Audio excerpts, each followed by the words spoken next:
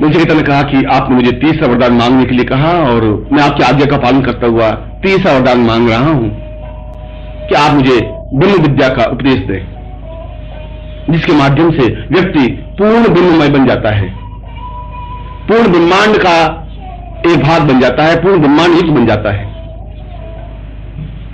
यम ने कहा कि तुझे तीसरा वरदान बड़ा कठिन मांगा है। मैं तुझे कहता हूं कि तू इस तीसरे वरदान मांगने की हट छोड़ दे। मैं लाखों गायें तुम्हें दे देता हूं, मगर ये वरदान मत मांग। नचिकेता ने कहा कि जो मैंने मांगा है मैं वही प्राप्त करना चाहता हूं। ये मैं कहा कि मैं तुझे जितना भी तू चाहे, मैं स्वर्ण आभूषणों का ढेर तुम्हें देने को तैयार हूं, मगर तो इस वरदान को मत मांग, इस विद्या को मत मांग।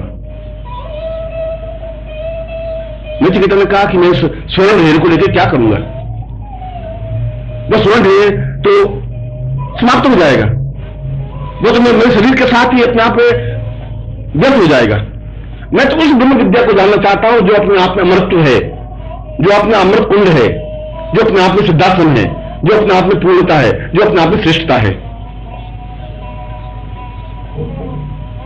और यम एक बार फिर उसको प्रलोभन देते हैं, नचिकेता तो सुंदर स्त्रियों को मांग ले, मैं तुझे असंख्य स्वर्ण स्त्रियां और सुंदर स्त्रियां देता हूं जिसका तू भोग कर सकता है, मगर इस विद्या को मत प्राप्त कर, यह वरदान मत मांग।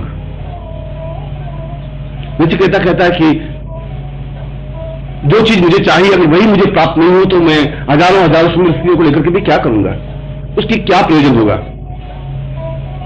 और यहां उपनिषदकार एक नवीन गूढ़ रहस्य को स्पष्ट करता है कि उच्च कोटि की विद्या प्राप्त करने के लिए गुरु कई पासे फेंकता है।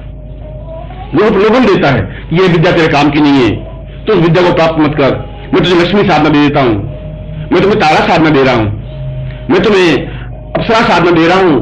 उस अप्सरा साधना के माध्यम से तू जीवन का आनंद प्राप्त कर सकेगा, अप्सरा हर तेरे पास रहेगी। लक्ष्मी आबद्ध क्रिया दे रहा हूं जिसके माध्यम से लक्ष्मी तेरे पास 24 घंटे रहेगी, धन की वर्षा होती रहेगी। गुरु भी अपने आप में टटोलता है और गुरु को टटोलना चाहिए, ये जरूरी है गुरु के लिए, क्योंकि अगर ऐसा गुरु नहीं करे तो फिर एक अपात्र को कोई विद्या चली जाएगी।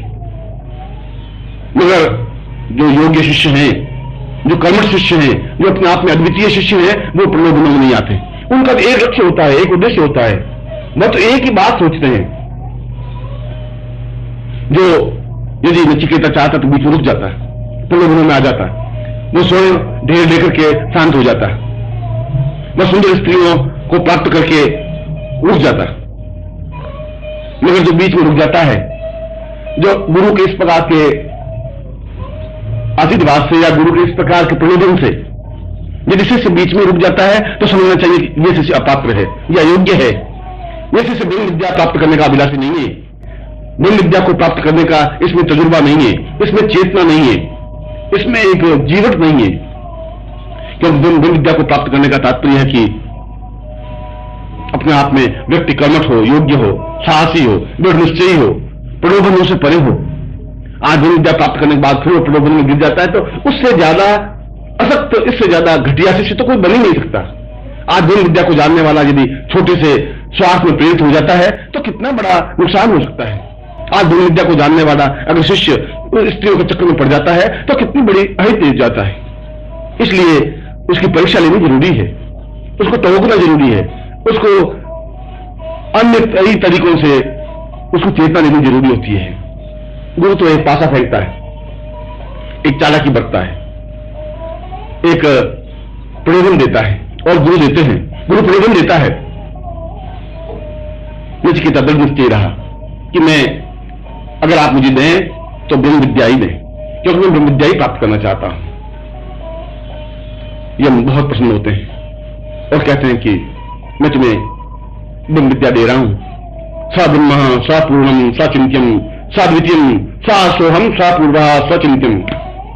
तुम अपने आप में पूर्ण विरक्त बन, तुम अपने आप में पूर्ण निष्प्रह बन।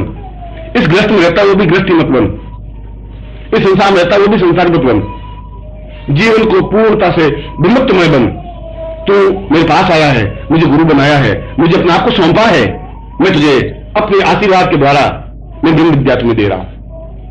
आशीर्वाद के द्वारा भी, मंत्र के द्वारा भी शिष्य दोनों तरीके से गुरु से उस ब्रह्म विद्या को जान सकता है, मंत्रों का और क्रियाओं के द्वारा भी। और यदि गुरु प्रसन्न हो तो उसको आशीर्वाद देकर के भी ब्रह्म विद्या में पूर्ण सिद्ध बना सकता है, ब्रह्ममय बना सकता है, पूर्ण ब्रह्मसी बना सकता है। इनने ऐसा ही किया, उसके सिर पर हाथ रख करके आशीर्वाद दिया और उस वरदान के देने के साथ साथ उसको पूर्ण ब्रह्मसी बनाया, उस मृत्यु के परे की कला सिखाई, उस मृत्यु से पूर्णता प्राप्त करने की विद्या सिखाई, जहां मृत्यु है ही नहीं, जहां आनंद ही आनंद है, जहां श्रेष्ठता है, जहां द्वितीयता है, जहां पूर्णता है, जहां अपने आप में परिपूर्णता है, ब्रह्मता है। इसी को तो सिद्धाश्रम कहते हैं। सिद्धाश्रम का तात्पर्य है कि जहां मृत्यु नहीं है, जहां किसी प्रकार की वृद्धता नहीं है, जहां किसी प्रकार की कमी नहीं है, जहां किसी प्रकार की न्यूनता नहीं है, जो चीज चाहे उसी क्षण प्राप्त हो जाए।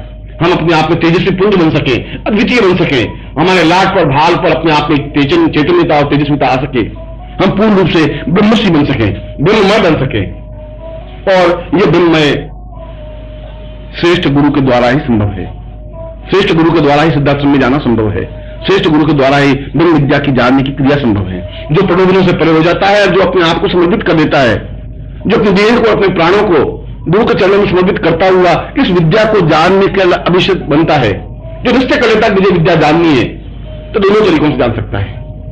उस मंत्र को सीखकर जो ब्रह्म विद्या से संबंधित है, ब्रह्म दीक्षा प्राप्त करके, पूरे शरीर को चैतन्यता प्राप्त करके, उन क्रियाओं के माध्यम से, उन मुद्राओं के माध्यम से, उस मंत्र को निरंतर जप करने के माध्यम से उस ब्रह्म विद्या को प्राप्त कर सकता है, जो जीवन की श्रेष्ठतम विद्या है, अद्वितीय विद्या है, जिस विद्या की तुलना इस विश्व में हो ही नहीं सकती, जिसके द्वारा वह सब कुछ प्राप्त करने का अधिकारी बन जाता है। सारे वेद पुराण उसके कंठस्थ हो जाते हैं। वह जीवन में जिस वस्तु की कामना रखता है वह वस्तु प्राप्त हो जाती है। फिर वह अत्यंत भोगी होते हुए भी योगी बना रहता है। इसलिए तो कृष्ण को 16,000 रानियां होते हुए भी उसको योगीश्वर कहा गया। फिर वह भोग में भी योग की कला जान लेता है, फिर वह योग में भी भोग को देख लेता है, वह अपने आप में निष्प्रभ होता है। जैसा कमल जल के अंदर रहता हुआ भी निर्लिप्त रहता है, ठीक उसी प्रकार से संसार निर्लिप्त रहता है। और दूसरी विद्या आशीर्वाद के द्वारा भी, और वह आशीर्वाद के द्वारा भी उस विद्या को जान सकता है। गुरु के द्वारा आशीर्वाद प्राप्त करके भी पूर्ण ब्रह्मसी बन सकता है। और मैं आपको आशीर्वाद देता हूं कि आप जीवन में इस ब्रह्म विद्या को प्राप्त करें, नचिकेता बने, पूर्णता प्राप्त करें। मैं आपको ऐसा ही आशीर्वाद देता हूं।